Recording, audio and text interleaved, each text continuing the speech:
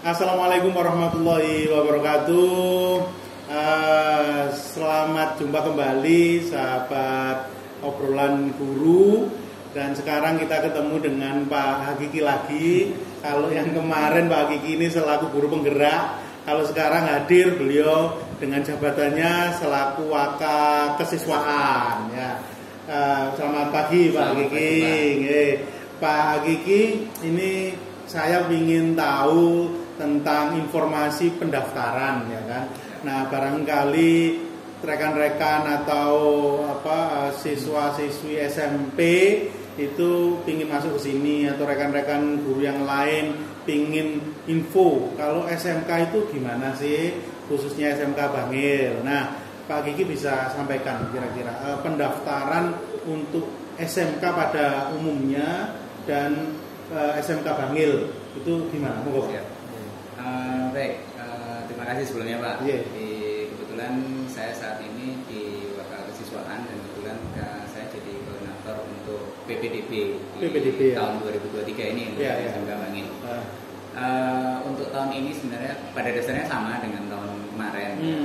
Semua kegiatan pendaftaran itu baik mulai pendaftaran, upload berkas sampai seleksi dan pengumuman itu nanti dilakukan secara online. Online ya. Online di linknya ppdbjatim.net. Ini perlu dicatat linknya nanti ppdbjatim.net. Itu berarti provinsi yang mengelola ya. Semua dikelola oleh Dinas Pendidikan Provinsi Jawa Timur. Kalau kami berarti di kita enggak cawe-cawe untuk menentukan muridnya sendiri ya, enggak bisa ya. Enggak bisa. Kita hanya bisa melihat kegiatan, anak ini sudah sekian banyak yang daftar, ini yang diterima. Kita malah tidak tahu siapa yang ditolak, kenapa juga nggak tahu. Oh gitu. yang jelas kita tahu yang diterima saja. Terus nanti itu memang prosesnya anak itu milih sekolah gitu Pak atau gimana? Benar.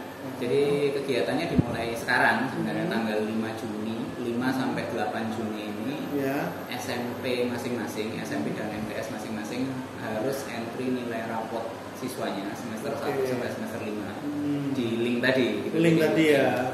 Berarti link itu memang sudah terbuka ya? Sudah terbuka. Kemudian tanggal 8 dan 9 Juni besok siswanya harus ngecek nilainya sudah ada belum. Bisa verifikasi nilainya sudah benar atau ada yang salah. Untuk nilainya saja Kemudian mulai tanggal 12 Juni itu siswa bisa melakukan pendaftaran PIN ya. Identifikasi number. Itu maksudnya gini, tadi kan nilai itu ya. Nilai yang ngimputin SMP-nya. Terus verifikasi siswanya. Kalau nggak cocok protes ke SMP-nya. SMP-nya. Berarti bukan kita yang entry ya saya. Oke. Nah, sekarang masuk ke PIN. Kalau mekanisme PIN-nya ya. Pada saat pendaftaran PIN itu nanti dibuka mulai 12 Juni sampai 2 Juli.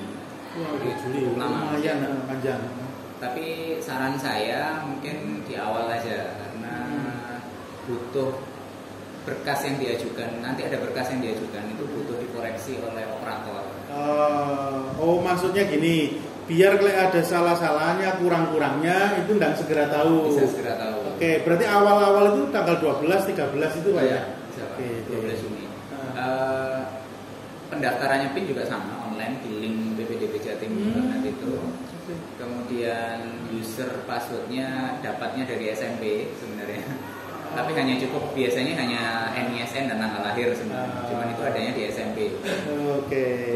Kemudian pada saat pendaftaran PIN itu siswa harus upload surat keterangan lulus. Kemudian harus upload kartu keluarga. Kemudian harus menentukan titik lokasi rumah berdasarkan kartu keluarga tadi. Titik lokasi rumah titik lokasi rumah berdasarkan kartu keluarga. Hanya 3 kegiatan itu. Itu dilakukan mandiri ya Pak? Mandiri. Dilakukan mandiri. Tapi kami di sini bisa membantu kalau seandainya ada yang kesulitan untuk mendaftar. Monggo silakan datang ke sini, kita bisa bantu. Yang di SMK Bangil itu disediakan kalau yang kesulitan bisa difasilitasi lah. Nah, sekarang masalahnya gini Pak.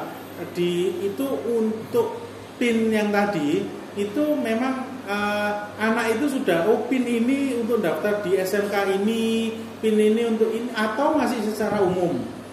PIN itu bisa dipakai dimanapun untuk SMA, gitu. SMK negeri se-Jawa Timur. Jadi ini yang penting sudah ada ID calon pendaftar SMA, SMK negeri. Benar.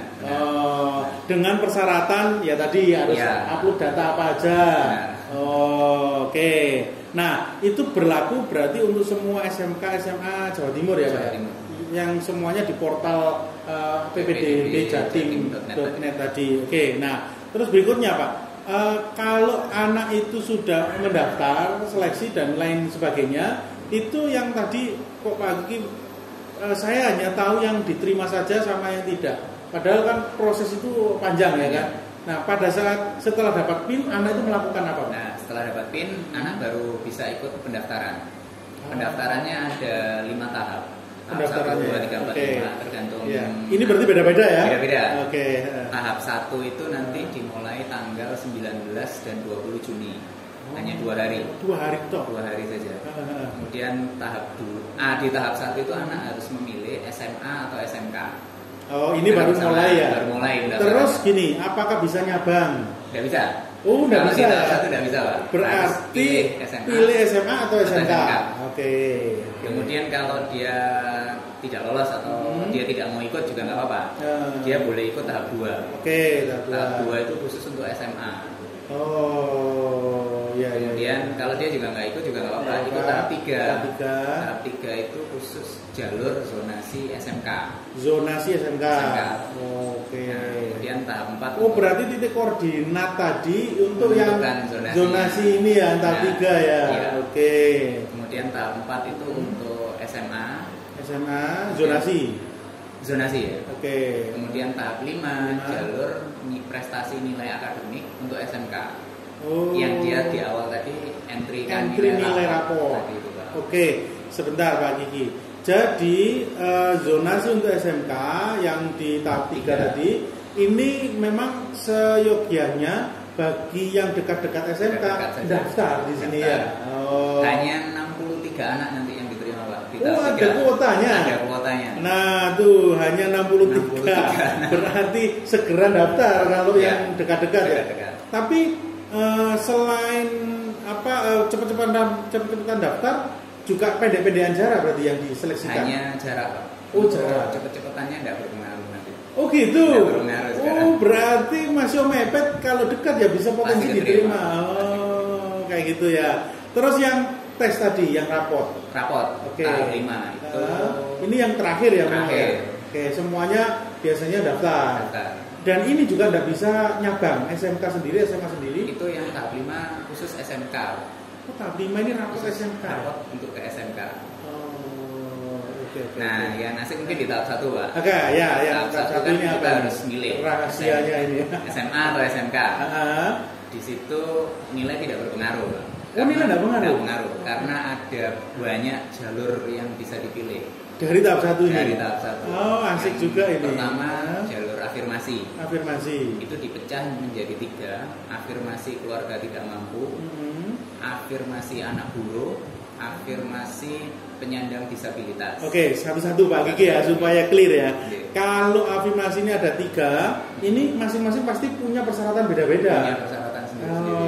Coba Pak, kalau yang dari pertama afirmasi tidak mampu, calon siswa itu harus terdaftar di program bantuan dari pemerintah seperti KIP ya?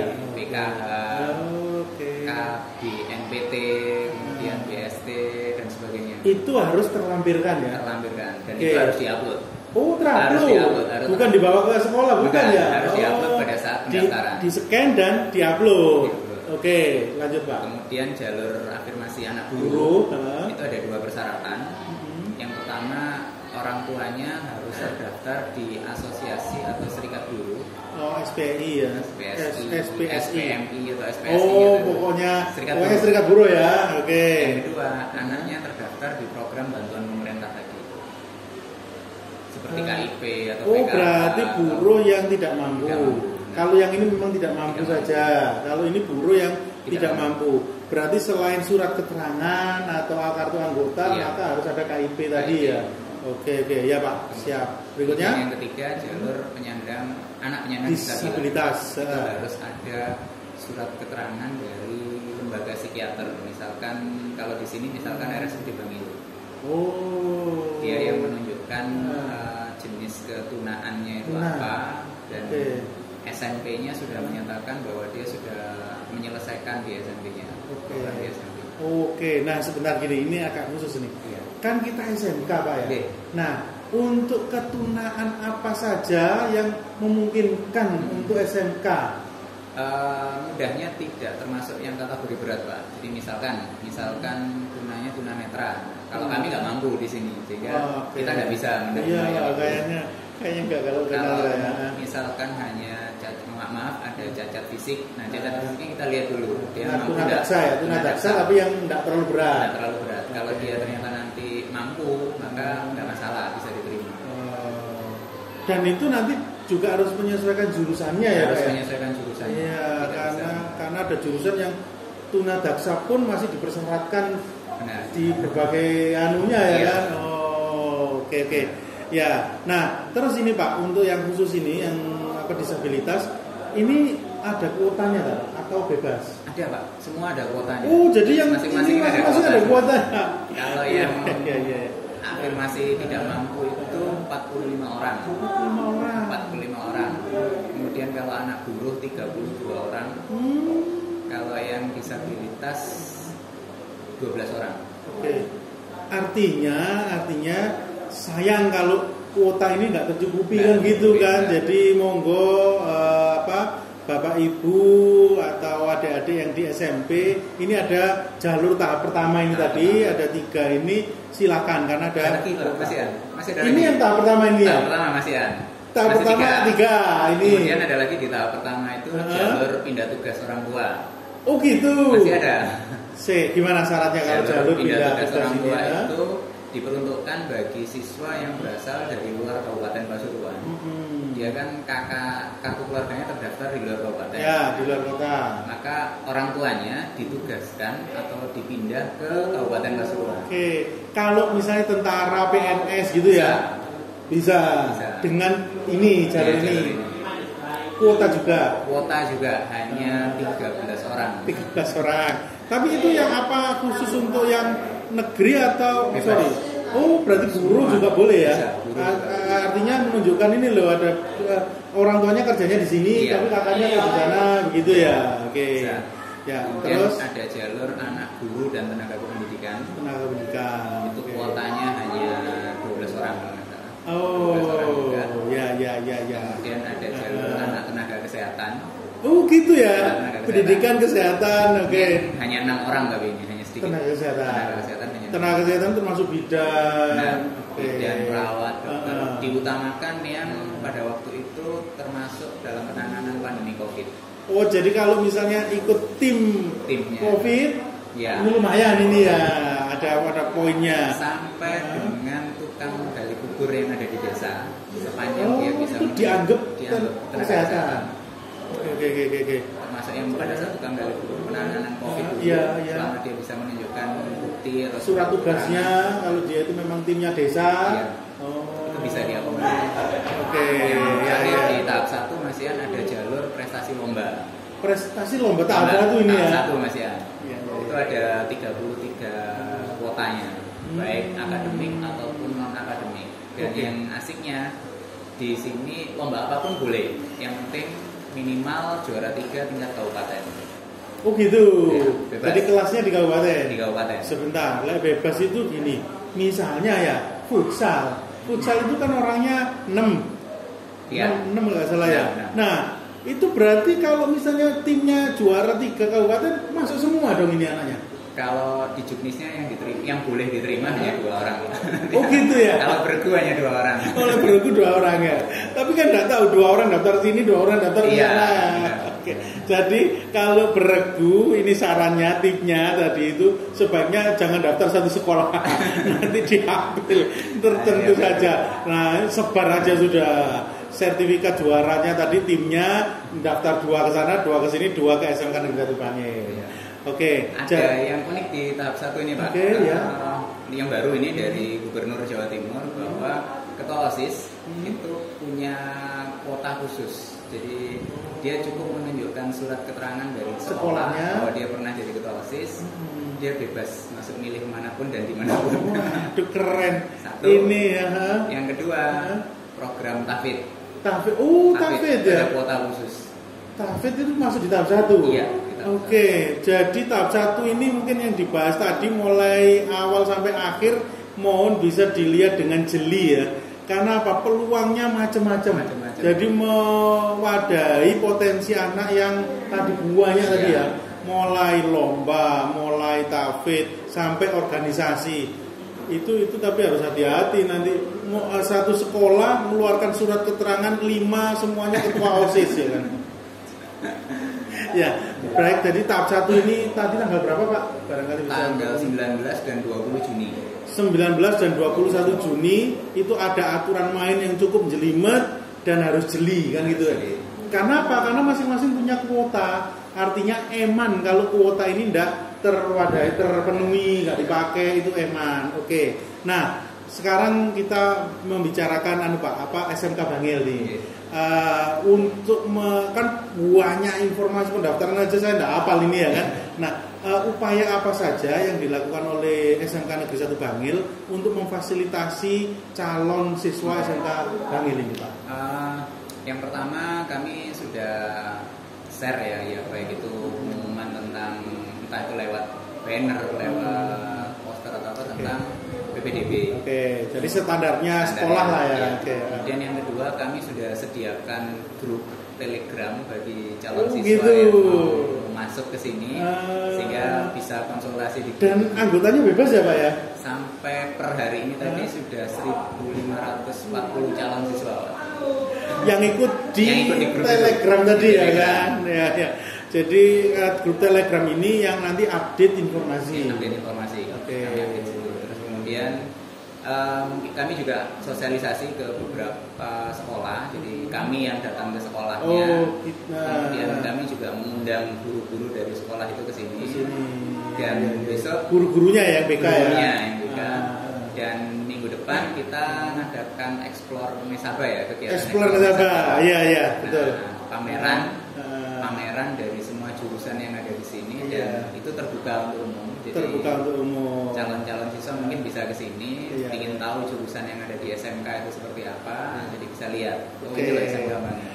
Artinya supaya tidak salah jurusan kan kayak gitu kan ya. Tidak salah milih dan tahu atmosfer pembelajaran di jurusan ini kayak gini. Silakan hadir di Explore Nesaba tanggal 13, 14, 15 Juni. Berarti minggu depan. Minggu depan kalau tayangnya minggu ini.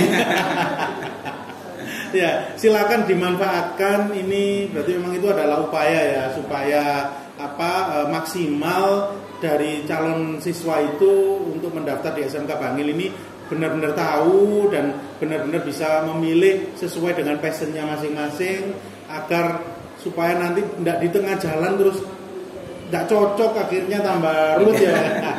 Ruwet karena tidak bisa pindah. Jadi informasi aja kalau sudah milih satu jurusan itu tidak bisa pindah ke jurusan yang lain ya. Secara administrasi di Dapodik juga nggak bisa, nggak memungkinkan itu.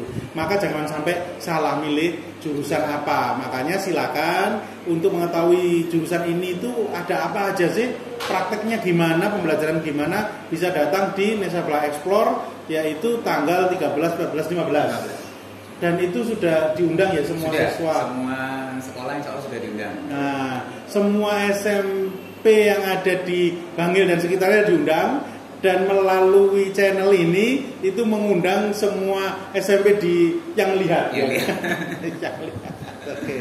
Ya, mungkin itu Pak Hakiki. Terima kasih infonya. Semoga bermanfaat. Jadi intinya kami di SMK Negeri 1 Bangil ini untuk mengoptimalkan PPDB itu telah memberikan beberapa fasilitas. Itu monggo bisa dipakai fasilitas itu, termasuk yang Nesaba Explore itu gratis ya Pak ya.